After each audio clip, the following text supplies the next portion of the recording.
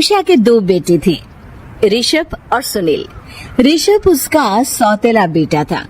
उषा हमेशा ही अपने सगे बेटे सुनील को ज्यादा प्यार करती थी।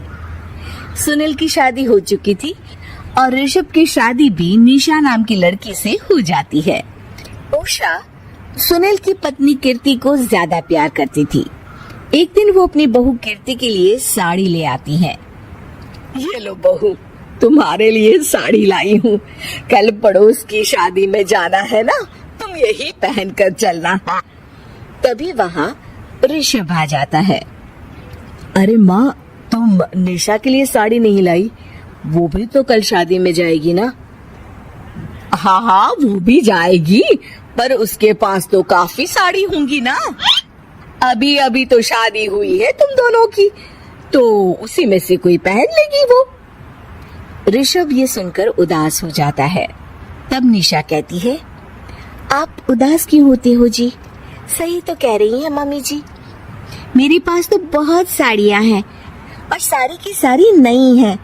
मैं उन्हीं में से कोई पहन लूंगी। वो बात नहीं है निशा, माँ मेरे साथ तो सौतेला व्यवहार करती ही थी, पर मुझे लगता था कि मेरी पत्नी के साथ वो ऐसा कभी नहीं करेंगी, पर आज उन्होंने तुम्हारे साथ भी वैसा ही व्यवहार किया। ऋषभ उदास होकर अपने कमरे में चला जाता है। ऋषभ को उदास देखकर निशा को अपनी सास पर बहुत गुस्सा आता है। एक दिन उषा सुनील को कुछ पैसे दे रही होती है। ले बेटा सुनील, ये कुछ पैसे रख ले और बहू को कहीं घुमा लिया। जी मम्मी जी। सुनील वहाँ से चला जाता है। मम्मी जी, आपने इन्हें तो कभी पैसे नहीं दिए, ऐसा सौतेला व्यवहार आप क्यों करती हैं? बहू, ये किस तरह से बात कर रही हो तुम अपनी सास से? कोई ऐसे सवाल करता है कि अपनी सासू से?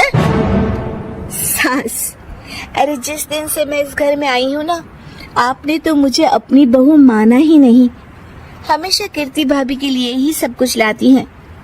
मुझे तो आज तक आपने कुछ दिया ही नहीं। क्या मैं जानती नहीं कि आप ऐसा क्यों करती हैं? देख निशा, तू अपना काम कर, समझी? मेरे से बहस करने की कोई जरूरत नहीं है। तभी वहाँ ऋषभ आ जाता है। निशा, माँ से ऐसे बात नहीं करते, तुम जाओ अपने कमरे में। हाँ हाँ, जा रही हूँ, मुझे भी इनसे बात करने का कोई शौक नहीं है। निशा अपने कमरे में चली जाती है और ऋषभ भी वहाँ आ जाता है। निशा, तुमने माँ से क्यों झगड़ा किया? क्योंकि आप तो कुछ कहते ही नहीं, बस चुपचाप सहते रहते हैं। किसी को तो आवाज उठानी होगी ना। कोई बात नहीं निशा, तुम गुस्सा मत करो, शांत हो जाओ। निशा रसोई में खाना बना रही होती है। तभी वहाँ कीर्ति आ जाती है। निशा, तुम मार्केट से ये सामान ले आओ। मैं क्यों जाऊँ? आप भी तो जा सकती हो ना। दिख नहीं रहा कि मैं खाना बना रही हूँ? हाँ तो क्या हुआ, खाना बनाने के बाद चली जाना। हाँ हाँ, खाना भी मैं ही पकाऊं, बाजार जाकर सामान भी मैं ही ले आऊं। खुद तो कुछ करोगी नहीं, है ना? ओहो, जुबान तो देखो कैसे चल रही है। सुनो, तुम अभी आई हो इस घर में, तमीज में रहो, वरना सासू माँ से कहकर मायके भिजवा दूंगी तुम्हें। हाँ। ओह, हाथ लगाकर दिखाओ मुझे, देख लूंगी। बहुत मनमानी हो गई तुम दोनों की, समझी? निशा लिस्ट कीर्ति के ऊपर फेंक देती है। कीर्ति निशा को मारने आती है तो निशा उसका हाथ मोड़ देती है। मर गई रे, छोड़ मेरा हाथ। आज के बाद मुझसे कोई बदतमीजी की तो अच्छा नहीं होगा। कीर्ति रोते हुए अपने कमरे में चली जाती है। उस निशा चुड़ैल ने मेरा हाथ मोड़ दिया, मुझे नहीं रहना इस घर में। अरे कैसी बेकार की बातें कर रही हो? अरे निकालना ही है तो ऋषभ और निशा को निकालेंगे। नहीं, मुझे अलग घर चाहिए। कान खोलकर सुन लीजिए, हम दोनों इस घर से जल्द जाएंगे। आप नए घर का इंतजाम कीजिए बस। मैं इन दोनों के साथ ज्यादा नहीं रह सकती।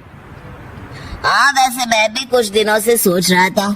अच्छा हुआ तुमने कह दिया, मैं माँ को भी बता देता हूँ। माँ, वो क्या करेंगी तुम्हारे साथ जाकर? मैं चाहती हूँ कि तुम और मैं बस हम दोनों ही कहीं शिफ्ट हो जाएं, इस सब झमेले से दूर। अरे पर माँ को यहाँ छोड़कर इस तरह से जाना ठीक नहीं रहेगा कीर्ति। वैसे वो तुम्हें कितना प्यार भी तो करती हैं।